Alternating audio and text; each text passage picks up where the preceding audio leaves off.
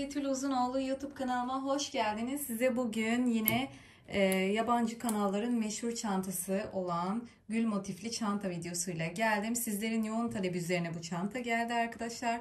Şöyle bakın, kusursuz bir şekilde çanta saplarımızı sabitledik. Tüm detayları sizlere aktardım. İç hacmi oldukça geniş. Sadece astarını ipimle uyumlu bir astar rengim olmadığı için astar detayını sizlere anlatamadım arkadaşlar. Şöyle bir şey yapabilirsiniz. Tam çantanın 13 tane gül motiften oluşuyor. 13 tane motifi birleştirdikten sonra böyle altıgen bir parçanız olacak. Yanlarda da 2 çiçek. Tam o şekildeyken, yani çantayı gövdesini birleştirme aşamasına geçmeden önce kumaşınıza çizebilirsiniz o şekli. Daha sonra çantayı birleştirdiğiniz şekilde de o kumaşı birleştirebilirsiniz. İlerleyen zamanlarda, videonun ilerleyen süresinde söylemek istediğimi anlayacaksınız. Çantamın ölçülerini de hemen sizlerle paylaşayım. Bakın, şöyle en geniş kısmı ölçtüğüm zaman birden başlayarak ölçüyorum. Tabanım 32 santim uzunluğunda şu kısım. Çantamın en geniş kısmı 32 santim. Şurayı ölçelim. Burası da 29 santim, 28 santim uzunluğunda çantamın ağız kısmı. Çantamın sapının iç genişliği 11 santim yapıyor arkadaşlar. Bu şekilde bir boyutumuz var. İç hacmi oldukça geniş. Söylediğim gibi çok şık bir çanta oldu. Yine sevdiklerinizi örebilirsiniz. Annelerimiz için harika bir çanta oldu diye düşünüyorum. Böyle özel günlerde, düğündür, nişandır, bu tarz yerlerde kombinleriyle kullanabileceği harika bir çanta oldu. Dediğim gibi tüm detaylarıyla sizler için aktarmaya çalıştım. YouTube kanalıma abone olmayı ve yorumlarınızla lütfen bana destek olmayı unutmayın. Sizler için bu çantayı ücretsiz bir şekilde burada yayınlıyorum. Ayrıca bildirimleri de açarsanız hiçbir videomu kaçırmamış olursunuz. Çantamın detaylı görsellerini ve reelsini Instagram adresim betul.fashion'da paylaşıyor olacağım. Sizleri oraya da bekliyorum. Kullanmış olduğum malzemeler hakkında kısaca bilgi vermek istiyorum. Ben Tuhafiyeden markasına ait polyester makrome ipinden toplam 3 yumak bu çantam için kullandım. Şöyle ipimizi biraz yakından göstereyim. Fold polyester makrome No 4 olarak geçiyor arkadaşlar. Aynı rengi almak isteyenler için Tuhafiyeden markasından 90 numaralı rengi isteyebilirsiniz. Polyester makrome ipim 200 gram ağırlığında, 230 metre uzunluğundaymış. Söylediğim gibi 3 yumak almanız yeterli olacaktır. Ayrıca Tuhafiye'denin ben hemen Instagram adresinin linkini videonun açıklama kısmına bırakacağım. Linke tıklayarak Instagram adreslerine gidebilirsiniz. Birçok farklı renk ve ip seçeneklerine ulaşabilirsiniz. İstediğiniz renkte ve istediğiniz kalınlıkta ipler mevcut. Bu şekilde de 3,5 milimetre tığ kullanacağım. Ve hemen şöyle bakın, gümüş halkalarım var çantamın sapı için. Bu şekilde ister gold ister gümüş halka, bu şekilde içini ölçtüğüm zaman 11 santim genişliğinde halkalar kullanıyor olacağım. Gold renk de eminim bu ip rengiyle çok hoş olurdu. Fakat elimde gold renk yok. Gümüşü kullanacağız. Bakalım nasıl olacak. Bu halkalardan da arkadaşlar prestij boncuk da sanırım mevcuttu. Yine Instagram'a prestij boncuk olarak aratarak bu halkalardan sorabilirsiniz. Şimdi örgü tekniğine geçelim. Şimdi şu görmüş olduğunuz gülün örgü tekniğinden bahsedeceğim. Toplam bu güllerden 13 adet bu çanta için örmeniz gerekiyor. Bir tane motifimiz çok hızlı bir şekilde en fazla 10 dakikada örüyorsunuz arkadaşlar. İpimi alıyorum. Bakın şöyle biraz ipim kalacak. Halka yapıyorum. Bu şekilde. Tığımı içinden geçiriyorum. Şu halkanın birleştiği noktayı sıkıca tutuyorum. Yeni ipime doladım ve bir tane ilmek çıkardım halkamın içinden. Şöyle bir tane zincirle burayı sabitlemiş oldum. Bakın burayı hala sıkıca tutuyorum. Halkamın içinden batıp sık iğne yapıyorum. Birinci sık iğne. 2 3 4 5 6. Şimdi bu halkamın içine toplam 12 adet sık iğne yapacağım. Bakın şunu asılarak halkayı küçültebiliyorsunuz. 6 yaptık. 7 8 9 10 11 ve 12. Bu şekilde yaptım. Eliniz ne çok sıkı ne çok gevşek olsun. Lütfen rahat bir şekilde akışında örmeye çalışın. Çok sıkmayın. Şimdi bu ipimi iyice asılıyorum bakın. Kısa olan ipimi iyice çekince halkamı güzel bir şekilde kapattım. Şimdi tekrardan ilmeğimi takıyorum. Birinci sık iğnem bakın tepesi şurada gözüküyor. 12 tane yapmışız. Buraya biraz ilk sık iğne olduğu için zor batacağız ama batacağız, evet. Şimdi şu fazla kalan ipi tığımın üzerine atıyorum. Bakın ilk yapmış olduğum sık iğneye batarak yeni bir ilmek çıkardım. Kaydırma işlemiyle birleştirdim. Şu ipim hala ipimle tığım arasında duruyor. Onu sabitleyeceğim. Şimdi bir tane zincirle kapatma işlemi yaptım. Sıramı kapattım. Şimdi 1, 2. Yani bununla birlikte 3 tane çekmiş gibi bir şey olduk. Şimdi bir tane sık iğne atlıyorum. Diğerine batıyorum. Bu ipimi de tığımın üzerine alıyorum. Bakın şu fazla kalan ipimi gizlemek için. Ve yeni ilmek çıkararak bir tane sık iğne yaptım. Bakın ne yaptım? 3 tane zincir çekmiş oldum. Bir tane sık iğne atladım. Ve hemen yanındaki sık iğnenin tepesine batarak yeni bir sık iğne yaptım. Şimdi 2 zincir çekiyorum. Bakın çok rahat yapıyorum. Çok sıkı değil elim. Birini atlıyorum, hemen diğerine sık iğne. Şimdi 2 zincir. Bir tane sık iğne atlıyorum. Diğerine sık iğne. 2 zincir, birini atlıyorum. Sık iğne. 1, 2 zincir, birini atlıyorum. Diğerine sık iğne. Şimdi tekrar son 2 zincir. Bakın şöyle baktığınız zaman şunu sıkalım. 1, 2, 3, 4, 5 tane bu şekilde 2 zincirden oluşan burada delikler oluştu. Şimdi bakın 2 zincirimi çektim, bir tane atlıyorum, sonuncusu da şu. Buna batıyorum. Bir tane sık iğne. Ve bakın ne oldu? İlk yapmış olduğum deliğin olduğu noktaya geldim. Toplamda 6 tane bu şekilde deliklerden olması gerekiyor. Şimdi ilk yapmış olduğumuz deliğin içine geliyoruz. Bir tane sık iğne yapıyoruz. Şimdi buranın içine 3 tane ikili trabzan. 1, 2. Birinciyi yaptım. Tığın başına doladım. İkinciyi yaptım. Tığın başına doladım. Üçüncüyü yaptım. Bu şekilde gülün yapraklarını oluşturmaya başlayacağız. Bu bizim ilk birinci yaprak sıramız. Bir sık iğne, 3 tane ikili trabzan ve aynı noktaya son sık iğne ile yaprağı kapatıyorum.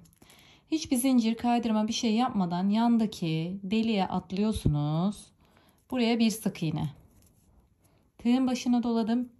3 tane ikili trabzan yapacağım. 1, 2,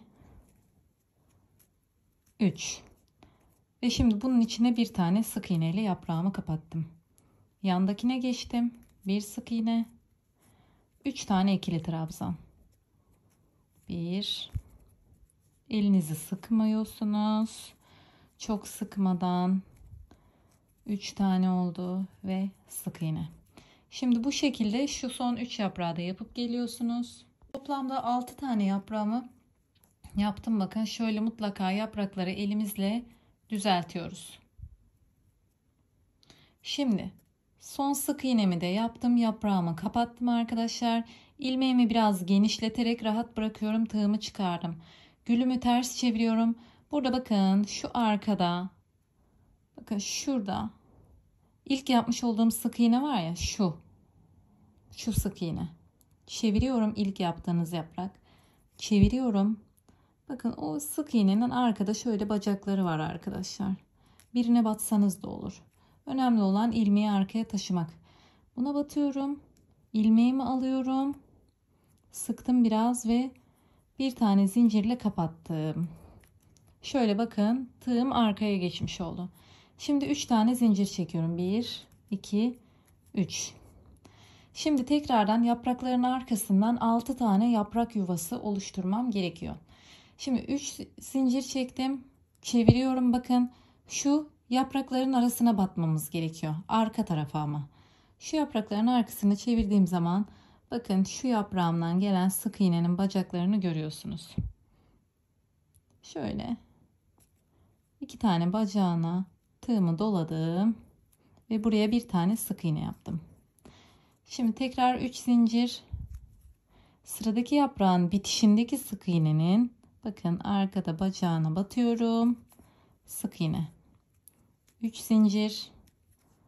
Tekrar şuraya batıyorum, sık iğne.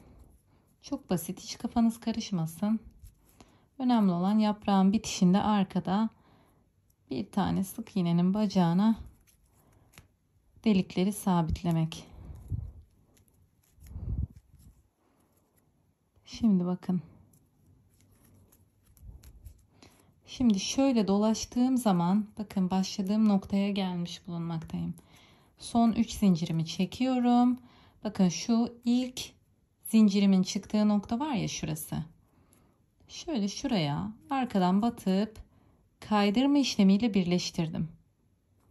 Bakın kaydırmayla birleştirdim. Şöyle dönüp baktığınız zaman her bir yaprağın arkasında bu şekilde yaprak yuvaları oluşturmuş olmanız gerekiyor. Toplam 6 tane. Her bir yaprağın arkasına denk gelecek. Şimdi tekrardan kaydırmayla birleştirdim. Yeni yapmış olduğum yuva bakın görünüyor. İçine batıyorum. İlmek çıkardım, sık iğne. Tığımın başına doladım. Şimdi bu sefer ikinci yaprak sırasında 5 tane ikili trabzan yapacağız. 1 2 3 4 5 tane sığdırdım. Ne yapacağım? Bir tane sık iğneyle yaprağımı kapatacağım.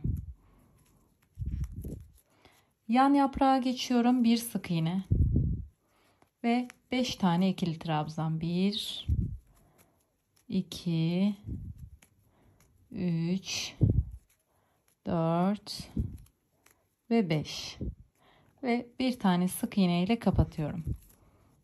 Son yaprağı, üçüncü yaprağı birlikte yapalım. Yan tarafa sık iğne ve 5 tane ikili trabzan.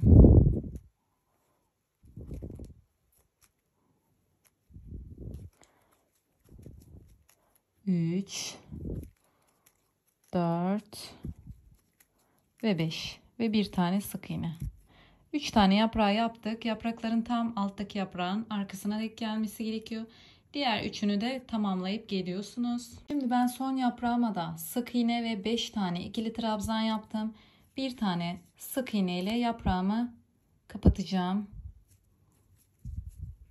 Ve şöyle sıkıştırıyorum ki yaprağım belirginleşsin. Şöyle yaprakları düzeltelim. Bakın tığımı gevşetiyorum. Arkaya çeviriyorum. Ve bakın şurada ilmeğimi arkaya taşıyorum. Şimdi burada sırada 4 zincir çekiyorsunuz. 1 2 3 4. Ne yapacağım? Yine arka tarafta yaprağımın bittiği sık iğnenin arka bacaklarına batıyorum. 1 2 3 4. Yaprağımın bittiği sık iğnenin şöyle arka bacaklarına batıyorum. 4 1 2 3 4. Bu şekilde bitireceğim. Ay, şu an beni görseniz bu şekilde belim iki büklüm. Telefona eğilmişim ayakta. Size bu videoyu anlatıyorum. Size ücretsiz olarak burada yayınlıyorum ve aktarmaya çalışıyorum tüm detayları.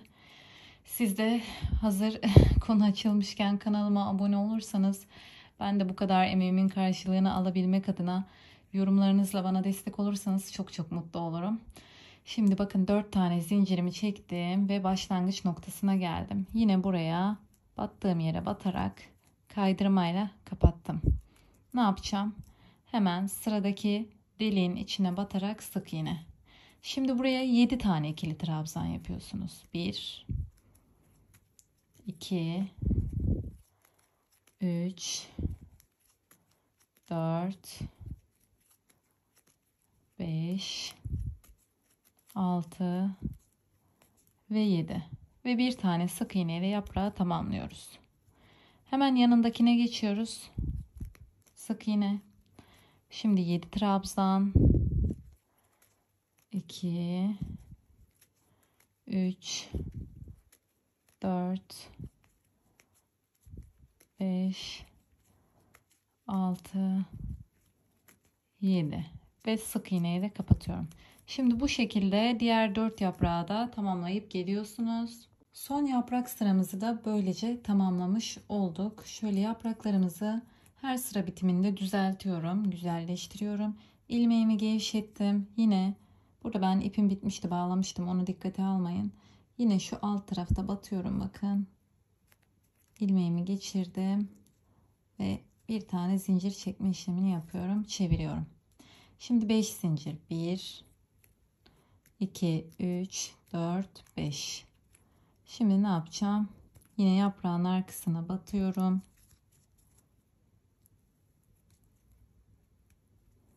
Niye batamadım buraya bir türlü?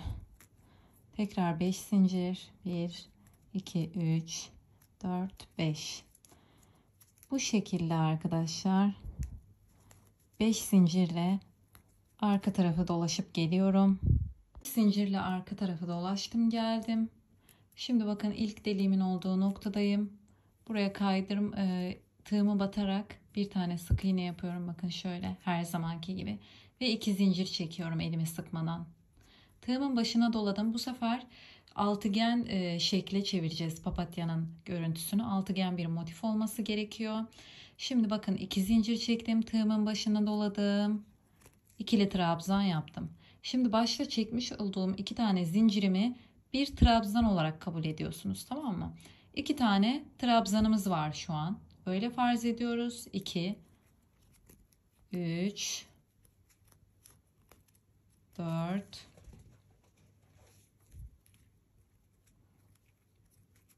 5 6 7 8. Bakın 8 tane trabzan yaptık halkamızın içine. 2 zincir çekiyoruz. Tığımın başına doladım. Aynı noktaya bakın. 2 tane daha trabzan. 1 ve 2. Şöyle bir görüntü oluşacak arkadaşlar. Tığımın başına doladım. Yeni noktaya geçiyorum. Tekrardan 8 tane ikili trabzan yapıyorum. 1 2 3 4 5 6 7 ve 8. Şimdi 2 zincir çekiyorum. Bakın her 8 trabzanın sonunda 2 zincir çekip ve aynı noktaya 2 tane daha ikili trabzan. 1 2. Bakın şöyle bir görüntü oluşmaya başlayacak. Daha sonra elimizle düzelteceğiz. Tekrardan yeni noktaya 8 ikili trabzan, 2 zincir çekip 2 tane daha ikili trabzan. Yani her 8'li trabzanın bitişinde 2 zincirle bir köşe oluşturmuş oluyoruz ve ikili trabzanla köşemizi kapatıyoruz 2 tane. Bu şekilde sıranın sonuna kadar geliyorsunuz. Şimdi bakın son yaprağıma kadar size anlatmış olduğum aynı işlemi tekrarladım. Son yaprağıma 8 tane ikili trabzan yaptım. Yine köşe yapacağım, buraya da 2 zincir çekiyorum ve 2 tane bu yuvaya ikili trabzan yapacağım. 1 2. Şimdi burada sıram bitti. İpimizi şöyle biraz 10 santim kalacak şekilde kesiyorum. Ve şöyle ilmeğinizi açıyorsunuz. Şimdi burada başta bakın 2 tane zincir çekmiştik. Bir de ikili trabzan yapmıştık. İkili trabzanın şöyle bir başak tepesi var bakın. Şurada.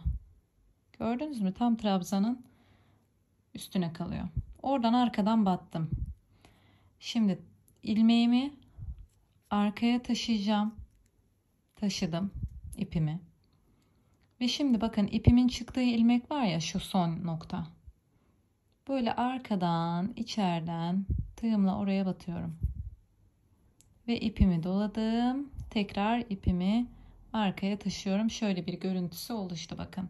Oradaki düzen devam etti. Hiç kafanız karışmasın. Bu şekilde bitirin. Çok düzenli bir görüntü olacak. Şimdi şöyle elimizle bir düzeltelim. Bakın burada ipimi şöyle altta bakın herhangi bir yakın noktaya şöyle geçiyorum tığımla. İpimi arkaya taşıdım. Aynı noktadan tığımla geçiyorum. Bakın şu parmağımla da tutuyorum. Buradaki halkayı oluşturacağım. Şöyle yapalım. İpimizi içeriden geçiriyoruz. Düğüm atmış oluyoruz buraya. Yani buraya arkadaşlar sağlam bir şekilde sabitlemeniz yeterli olacaktır. Şimdi şöyle bakın şu gerginliği almak adına şöyle esnetelim. Düzeltelim mutlaka. Şöyle 1, 2, 3, 4, 5, 6 tane köşenizin oluşması gerekiyor.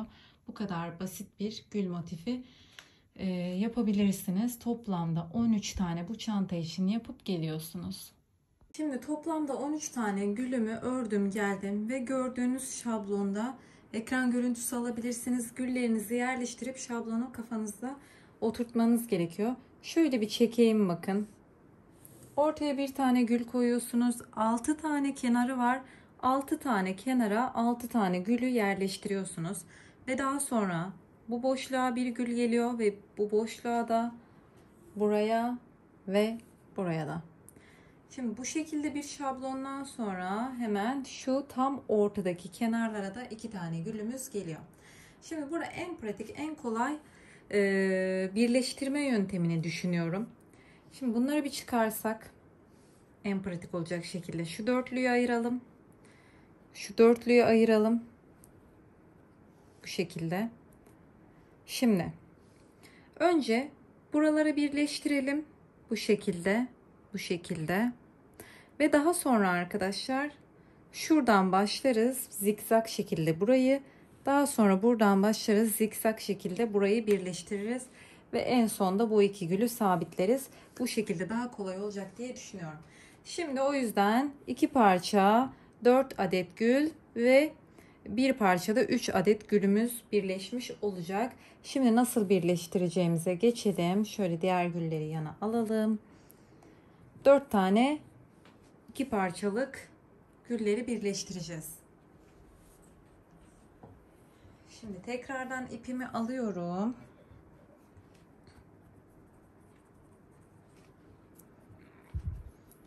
Ve şöyle bir tane ilmek oluşturuyorum arkadaşlar. Bir tane ilmeğimi oluşturdum. Şimdi 2 tane gülümüzü aldım. Şöyle ikisinin de ters tarafı birbirine bakacak. Düz kısımlar şöyle dışa bakıyor gördüğünüz gibi. Şimdi bakın tam şu köşe noktalar görüyorsunuz. Köşe noktalardan karşılıklı olarak batıyorum.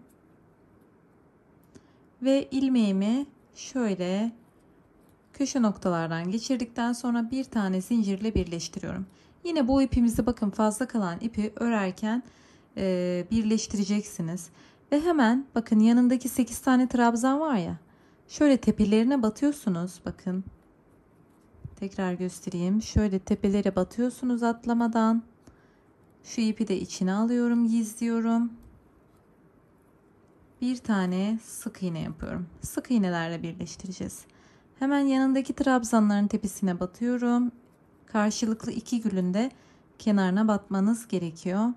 Tekrardan karşılıklı batıyorum. Sık iğne. Zaten sayımız aynı olduğu için iki motifte de tam denk gelecektir.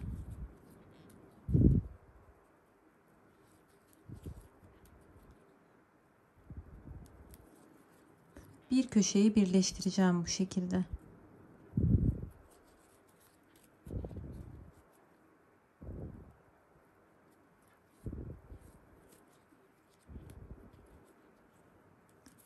Şimdi yanlış yere batmışım. Evet, şu an doğru oluyor. Karşılıklı batarak geldim. Köşe noktama kadar geldim bakın. Burada da hemen içine batıyorum. Bir tane sık iğne yaptım. Köşe noktamın içine de şöyle bir tane, hatta iki tane de çekebilirsiniz. Zincir çekiyorum, sıkıyorum. Biraz ipim kalacak şekilde kesiyorum. Şöyle ilmeğimi açtım. Bunu da arkadaşlar arka tarafa taşımam gerekiyor. Şöyle tersten bir yerden, şuradan en sondaki yerden ipimi alıyorum. Şöyle arkada tam sık iğneleri yaptığım, ilmeği geçirdiğim noktada buraya ipimi sabitleyelim. En sıkı sağlam burası olur diye düşünüyorum. Evet, bu şekilde. Şimdi bu sık iğneler yaptığımız yöne doğru bir kayma yapmış gibi gözükecek. Siz onu ne yapacaksınız? Tam ortaya bakacak şekilde, bu şekilde elle düzelteceksiniz. Ve şimdi ne yapacağım? İki tane daha gülümün kenarını, burayı sabitleyeceğim ve burayı. Ve bu dörtlüden bir tane daha yapacağım. Aynı zamanda bir tane de üçlü yapıp geliyoruz. Evet, bu şekilde dörtlüden iki tane, üçlüden bir tane olmak üzere gülleri birleştirip gelmeniz gerekiyordu. Şimdi sırada bunları şu şekilde sabitleyeceğiz. Şunu bir ayıralım. Şöyle bir çevirelim. Şuradan başlayıp sona kadar geleceğiz. Tekrar ipimi alıyorum.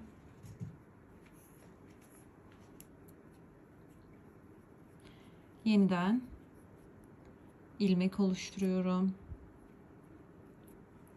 Şimdi bakın şu köşeleri birbirine birleştirerek başlayacağız. Buraya puzzle gibi oturttuk, ne güzel.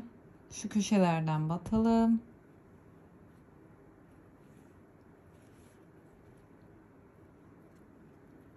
Şöyle tutayım ki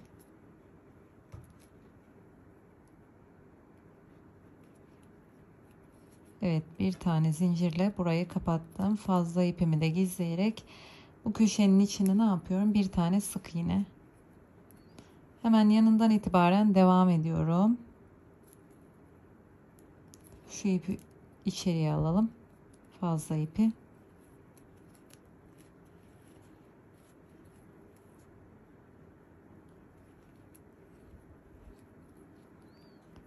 Karşılıklı birleştiriyorum arkadaşlar.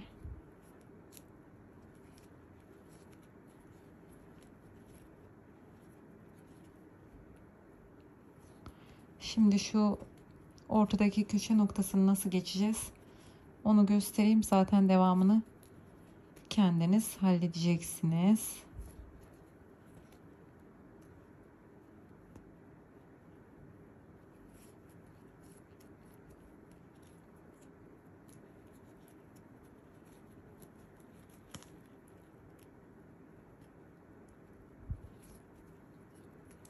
Evet, şimdi karşılıklı batarak bu aradaki trabzanları tamamen şu an bitirdik bakın. Şöyle göstereyim. Düzeltiyorum. Şu kısmı bitirdik. Şimdi burayı nasıl geçeceğiz? Burada da bakın şu ortaya bir tane köşe noktam geldi. Şuradaki köşe noktamla buradaki köşe noktamı. Bakın şu köşeyle bu köşeyi batıyorum içine, ikisinin de ve sık iğne yapıyorum. Geçişimi bu şekilde yaptım. Yine aynı şekilde trabzanlara batarak sırayla devam ediyorum.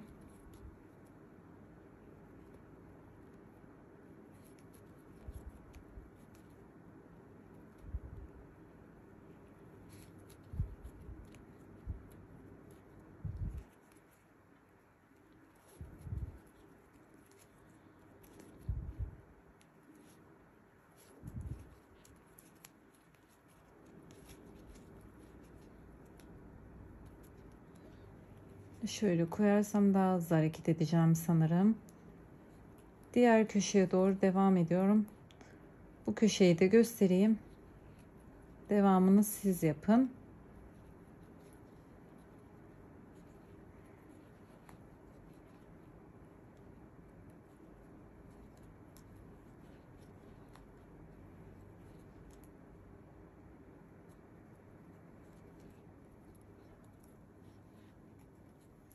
Şimdi bakın, şurayı birleştirdik.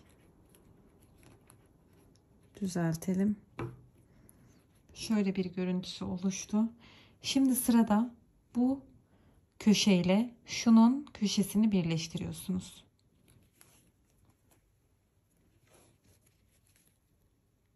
Köşelere battım.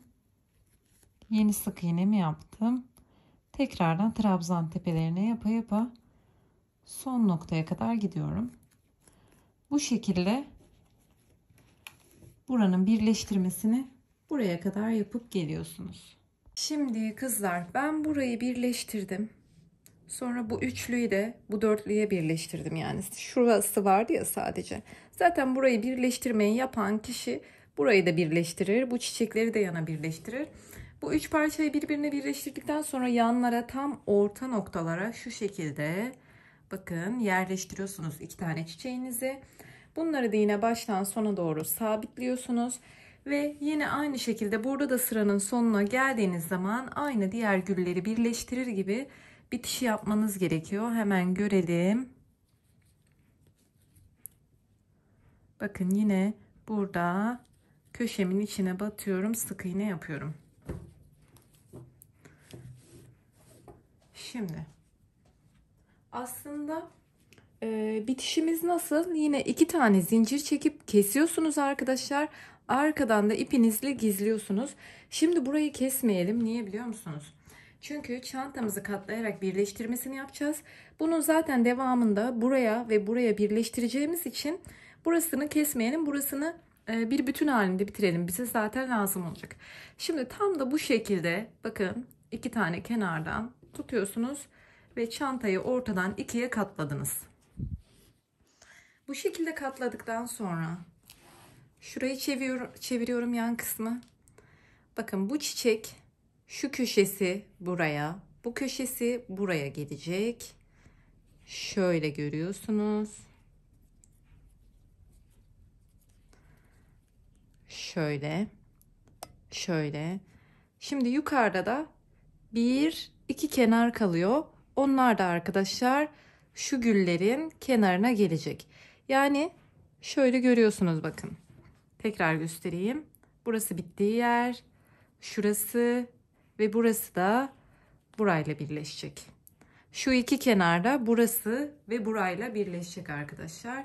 Kafa karışıklığı olmasın. Tekrar göstereyim. Şu diğer köşede bakın, iki kenar buralara gelecek. Diğer kalan kenar, yani şu gülün tepesine kadar bu gülün her yeri birleşmiş olacak. Kapatıyorum. Gördüğünüz gibi bu kenar burayla birleşecek. Şu kısımla şu yukarıya doğru giden kenarda şu kısımla birleşecek arkadaşlar. Yine burası buraya kadar, burası da buraya kadar birleşecek. Kapattığınız zaman zaten anlayacaksınız.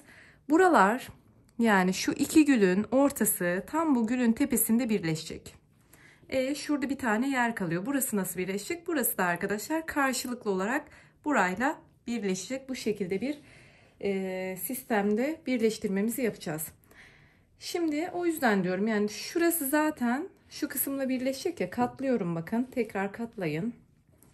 Şu bittiğiniz yerde bekleyin.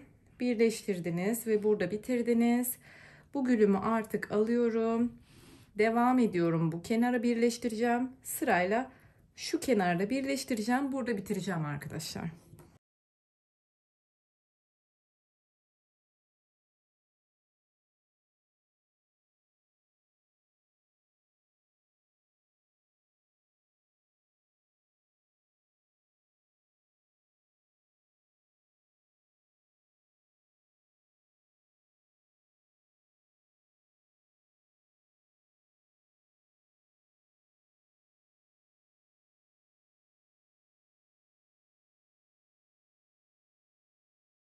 Evet, bakın şu iki köşeyi de birleştirdim, bitirdim. Şimdi burada arkadaşlar 2 tane zincir çekip ipimi keseceğim. Buradaki son sık iğnem olacak ya, buranın ilmeği sıkı olsun arkadaşlar, son sık iğnenizin, ki böyle bir bütün gözüksün. Bir, iki zincir çektim. Kesiyorum. Ve bildiğiniz gibi klasik ipimizi arkadan gizliyoruz.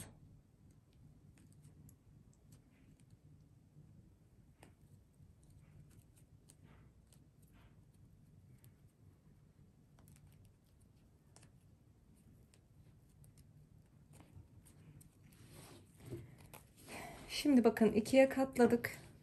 Bu gülün şu iki köşesi birleşti. Şimdi sırada şu tarafı çeviriyorum. Buradan da aynı gidişata göre burayı birleştireceğim ve burayı birleştireceğim. Şimdi burayı aynı karşı taraf gibi birleştirdikten sonra yukarıya doğru hiç kesmeden devam edip şu iki köşeyi de birleştirdim mi bu yan kısmın parçaları tamamlanmış olacak. Yani burada 1, 2, 3 tane köşe izleyeceksiniz arkadaşlar. Burayı da birleştirip gelelim. Şimdi bu kısım bitti. Gördüğünüz gibi şuradan gelerek birleştirdim son iki gülü. Şimdi sırada bu kısım var. Bakın yapboz gibi parçaları tamamlıyoruz. Buraya bunu tamamlayacağım şuraya kadar ve şurada bitireceğim. Siz de aynı şekilde buradaki gibi arkadaşlar bu kısmı da tamamlayıp geliyorsunuz. Evet, şimdi çantamızın motiflerini tamamen birleştirdik. Sırada şu çantamızın ağız kısmını bir düzeltmemiz gerekiyor. Bir sıra sık iğne geçerek komple ağız kısmını düzelteceğiz. Bakın yine şu şekilde ipimi aldım. Küçük bir halka oluşturdum. Tığımı içinden geçiriyorum. Ve ipimi doladım. Bir tane sıkıcı ilmek çıkardım. Hemen şuradan başlayalım, bakın şuradan. Şu köşemizin içinden tığımı geçirdim. İlmeğimi de aldım. Şöyle ipimi çıkardım ve buraya bir tane zincir çekme işlemiyle ipimi sabitlemiş oldum. Şimdi bu köşenin içine bir tane sık iğne. Bunu yaptıktan sonra bakın her bir trabzanın tepesine sık iğneler yaparak şuraya kadar gelelim bir. Bakın her birinin tepesine batıyorum. Her birinin tepesine. Bakın şöyle yakından da göstereyim.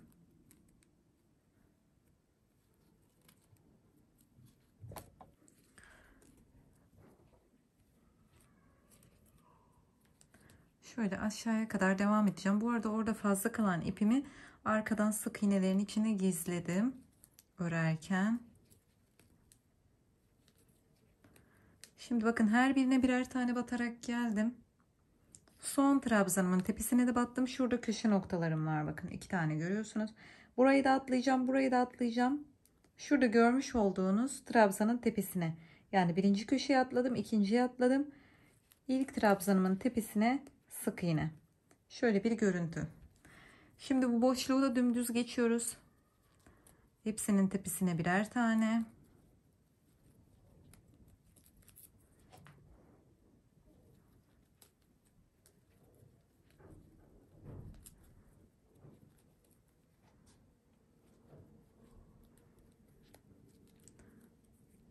Şimdi bakın. Şöyle diğer köşe noktasına geldik. Bu arada tam çantamızın şu kısım sap kısmının yerleşeceği kısım olacak ya. Sadece bu çukurda kalan köşeleri atlayarak devam edeceğiz. Diğer köşelere birer tane sık iğne yapacağız. Sadece şu köşedekileri atlayacağız. Bakın bu köşedekileri atlıyorum. Sıradaki trabzanımın tepesine batarak dümdüz devam ediyorum.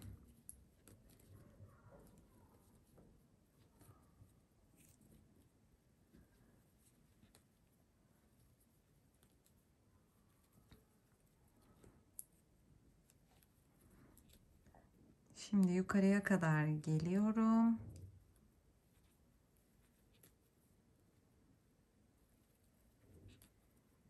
Evet. şuradaki köşe noktasına geldim. Bakın buranın içine bir tane ve hemen şu trabzandan itibaren devam. Bu şekilde devam ediyorsunuz arkadaşlar.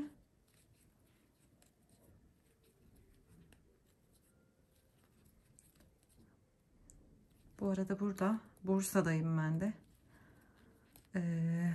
Balkan şenliği var sanırım. Dışarıdaki müzik geliyor mu bilmiyorum. Olabildiğince engellemeye çalıştım ama çok yüksek. Şimdi bakın şuraya geldik. Burada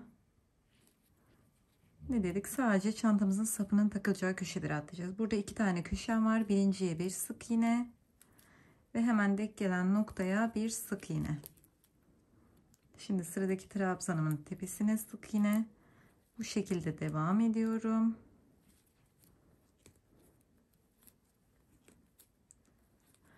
Şimdi gerisini sizin tamamlamanızı isteyeceğim. Şu köşe noktasına bir tane yapıyorsunuz. Buraya geliyorsunuz. Şu çukurda kalan köşeleri atlayarak devam. Buradaki çukurdaki köşeleri atlayarak devam ediyorsunuz. Ve şu başladığımız noktaya kadar gelelim arkadaşlar. Evet, şimdi bir sıra olacak şekilde sık iğnelerle çantamızın ağız kısmını dolaştık. Şimdi sırada bakın sadece şu 1 2 3 bu çukur köşeye çalışacağız ki çantamızın sapını sabitlemek için burada bir parça oluşturacağız. Bakın başladığım noktadayım. Şu köşenin içindeki sık iğneyi görüyorsunuz. Onun tepesine batarak kaydırmayla sıramı tamamlıyorum. Bir zincir çekiyorum ve aynı kaydırma yaptığım çukurun içindeki sık iğnenin tepesine sık iğne yapıyorum. Şimdi birer tane sık iğneler yaparak bakın sırama devam ediyorum. Şöyle hepsine birer tane batıyorum.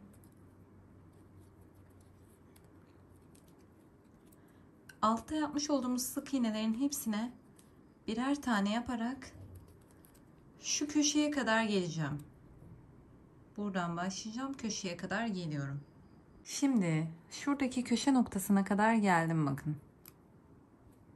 Şöyle göstereyim. Buranın tepesine de batıyorum bir sık iğne. Hatta şu, evet, şuraya kadar batıyorum. Köşe noktası şurası onun. Şimdi bakın bir sıra burayı yaptıktan sonra ters çeviriyorum. Şimdi burada bir parça elde edeceğiz. Bir zincir çekiyorum ve son sık iğnenin tepesine tekrardan batarak diğer yöne doğru kayıyorum. Hepsine birer tane batıyorum yine. Şimdi burada amaç, söylediğim gibi, burada uzun dikdörtgen bir parça oluşturmak. Siz birkaç sıra bu şekilde her sık iğnenin tepesine birer tane batıp ters çevirip tekrardan aynı sırayı tekrar ettikçe burada yükselen bir parça oluşacak. Şimdi burada yine diğer köşe noktasına kadar geleceğim. Ters çevireceğim. Bir zincir çekeceğim, tekrar diğer yere. Bir zincir çekip tekrar bu tarafa. Burada belli bir yükseklik oluşana kadar bunu tekrar edeceğim. Şimdi ben buradaki parçayı tam 7 sıra git gel olacak şekilde ördüm. Şimdi bu parçayı neye göre bu şekilde sırayı büyütüyoruz? Eğer sizin elinizdeki çanta sapınız bu şekilde ince ise 7 sıra yeterli olacaktır çanta sapını sarmak için. Eğer daha kalınsa 8 sıra, 10 sıra, 15 sıraya kadar çıkabilir. Ahşap kalın saplar kullanıyorsanız mesela daha fazla yükseltmeniz gerekecektir sarmak için. Neyse, benimle aynı halkayı kullananlar için 7 sıraya sık iğne yapmanız yeterli. Bakın sıranızın sonuna geldiniz. İlmeğinizi bu şekilde genişletip bırakıyorsunuz ve belli bir uzunlukta olana kadar kesiyorsunuz. Kestikten sonra hemen çevirip diğer tarafı da yapıyorsunuz. Ben diğer tarafı da yaptım. Hatta bakın böyle güzel bir şekilde çantamın sapını da sardım, sabitledim. Gördüğünüz gibi çok düzgün duruyor. Şimdi iki tarafı da bu şekilde örüyorsunuz. Ördükten sonra dediğim gibi buranın ilmeğini bırakıp bu tarafı da tamamlıyorsunuz. Şimdi bu tarafı tamamladınız diye burayı nasıl bitireceğiz onu göstereceğim. Birini ben yaptım, diğerini birlikte yapacağız. Bakın şimdi bir tane tel tokaya ihtiyacım var. Şimdi Çantamın halkasını aldım. Şurayı şöyle iyice sıkıştıralım da açılmasın. Burayı bantlayabilirsiniz ama ben gerek görmüyorum. Şimdi şu şekilde, bakın şuradan baktığımız zaman burayı tam saracak şekilde kapatmışım. Buradan da kaydırma yaparak burayı sabitlemişim gördüğünüz gibi. Aynı şekilde karşı tarafı da eşitleyip sabitlemem gerekiyor eşit bir şekilde. Şimdi halkamın bu açılabilecek kısmını içe kavrayacak şekilde koyacağım. Şöyle bakın, şu ipimizi içeriye taşıyalım.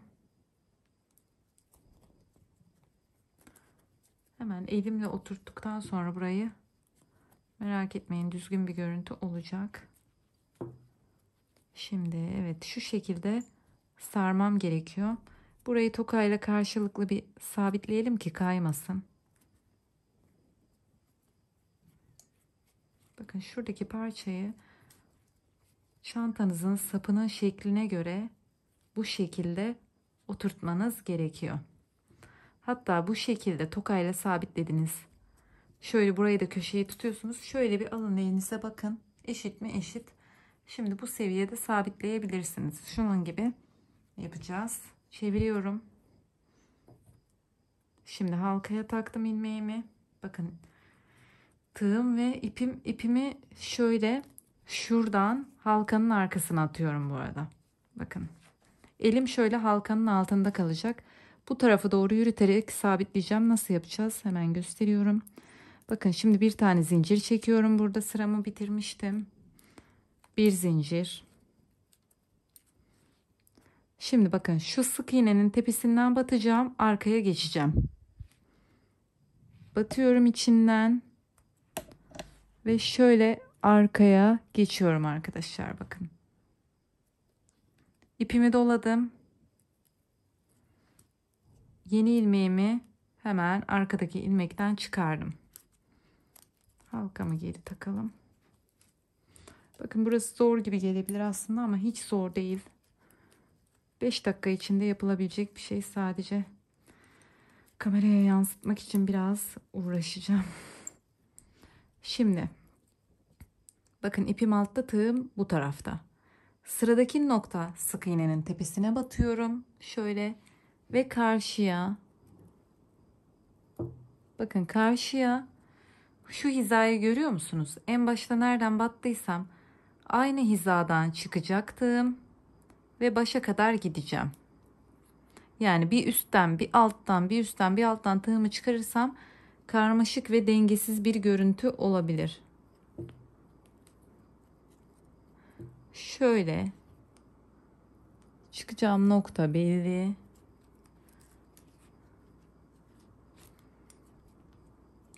Yani bunu yapamayanlar iğneyle de dikebilir.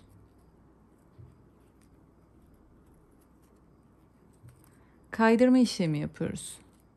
Bakın ilmekten çıkarıyorum.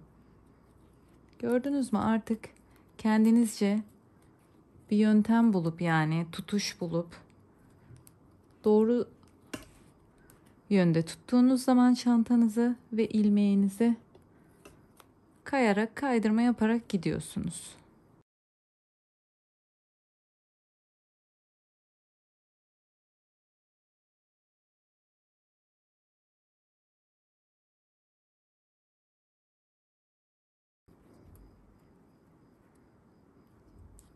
Şimdi sırayla buraya kadar geldik, bakın. Gördünüz mü? Hızlı bir şekilde sabitledik. Aynı görseli yakaladık. Şimdi burada arkadaşlar şöyle bir tane zincir çekiyorum ve bir tane daha çekiyorum sıkı bir şekilde. İlmeğimi açıyorum. Kısa bir şekilde keselim. Şimdi şuradan, bakın şuradan iç taraftan batacağım. Bu ipimi arkadan içeriye taşıyacağım. Şuradan.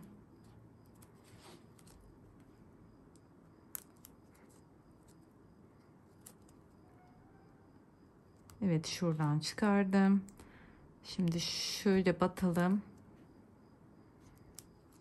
Tekrardan iç tarafa taşıdım.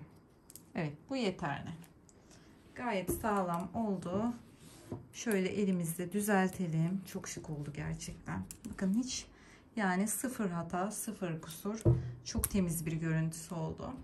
Şimdi buraya da sadece etiketimi dikeceğim ve çantamı bitireceğim. Söylediğim gibi uygun renkte kumaşım olmadığı için maalesef astar tekniğini gösteremiyorum. Astarı da terziye veya dikiş bilenler kendileri dikebilir. Bilmeyenler de terziye yaptırabilir arkadaşlar. Şimdi etiketimi de bitireceğim ve çantamı tamamlamış olacağım.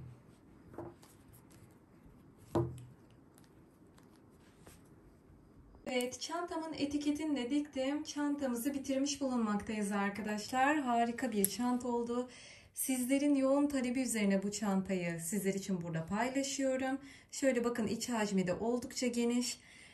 İpimin renginde saten astarım olsaydı harika olacaktı ama uyumlu bir astarım olmadığı için astar anlatımını maalesef sizlerle paylaşamadım.